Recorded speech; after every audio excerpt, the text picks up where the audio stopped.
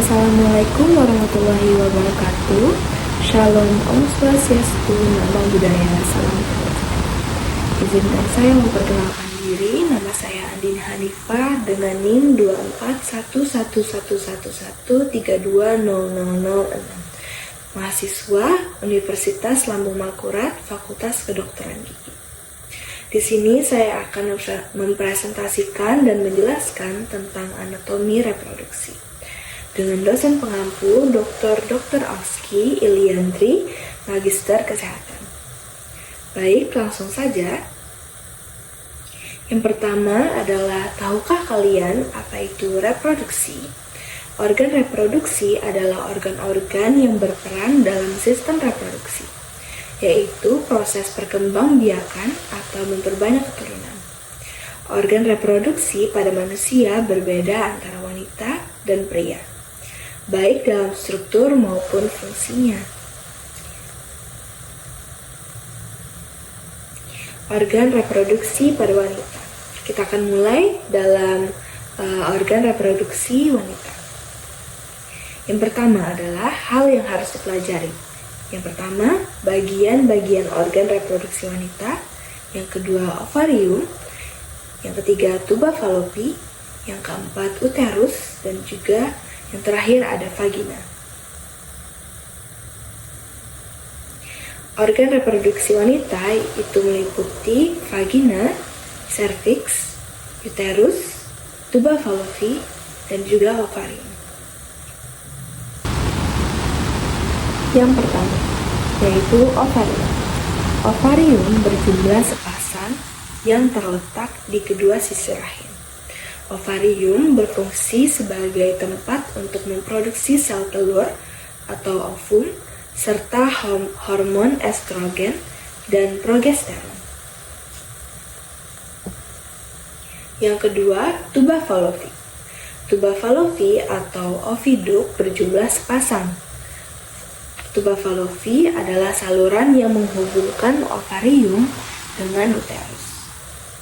Tuba falopi berfungsi sebagai tempat pembuahan sel telur atau fertilasi.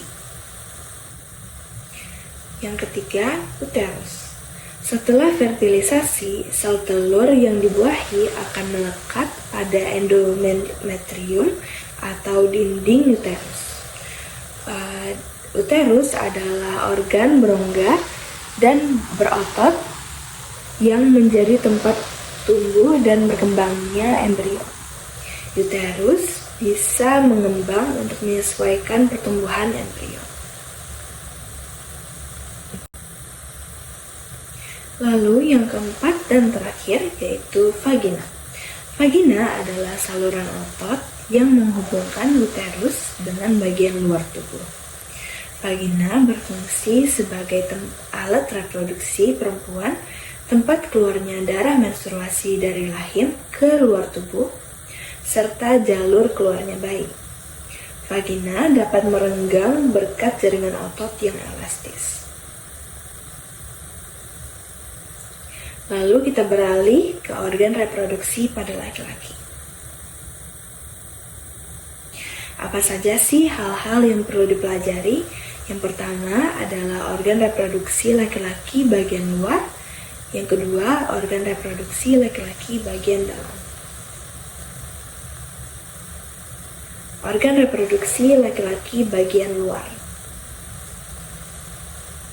Yang pertama ada penis, yaitu berfungsi untuk kopulasi, yaitu memasukkan sperma ke dalam vagina.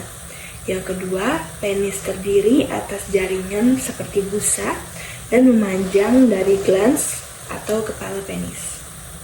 Yang ketiga, jika terdapat rangsangan seksual, jaringan ini akan terisi penuh oleh darah sehingga penis menegang atau ereksi.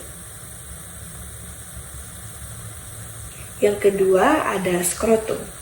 Skrotum memiliki struktur seperti kantung dan berisikan dua testis yang menggantung. Skrotum berfungsi untuk melindungi testis dan menjaga suhu testis agar selalu berkisar 2 derajat di bawah suhu tubuh normal. Yang kedua, organ reproduksi bagian dalam. Yang pertama, terdapat testis. Testis berfungsi menghasilkan sperma dan hormon testosteron. Yang kedua, testis berjumlah sepasang, berbentuk bulat seperti telur. Yang ketiga, terdapat saluran-saluran yang sangat kecil dan menggulung yang disebut tubulus semiferus. Selanjutnya, ada saluran reproduksi. Epididymis berfungsi mengangkut dan menyimpan sperma sementara yang diproduksi oleh testis. Vas deferens berfungsi sebagai saluran tempat jalannya sperma dari epididymis menuju uretra. Uretra adalah saluran pengeluaran urin dan semen atau air mani. Selanjutnya ada kelenjar reproduksi. Vesicula seminalis berfungsi sebagai persediaan makanan bagi sperma untuk bergerak. Dapat dilihat dari gambar berikut. Kelenjar selanjutnya yaitu kelenjar prostat yang merupakan kelenjar penghasil cairan yang encer seperti susu. Yang ketiga adalah kelenjar Cowper atau bulbourethral yang menghasilkan cairan yang bening dan berlendir serta berfungsi untuk menetralkan uretra dari sisa-sisa urin. Baik, kita telah sampai di penghujung dari presentasi. Demikianlah isi presentasi saya kali ini. Semoga apa yang saya sampaikan dapat bermanfaat bagi kita semua. Jika ada kekurangan, saya mohon maaf, karena kesempurnaan sungguh hanyalah milik Allah Subhanahu wa Ta'ala saja. Wassalamualaikum warahmatullahi wabarakatuh.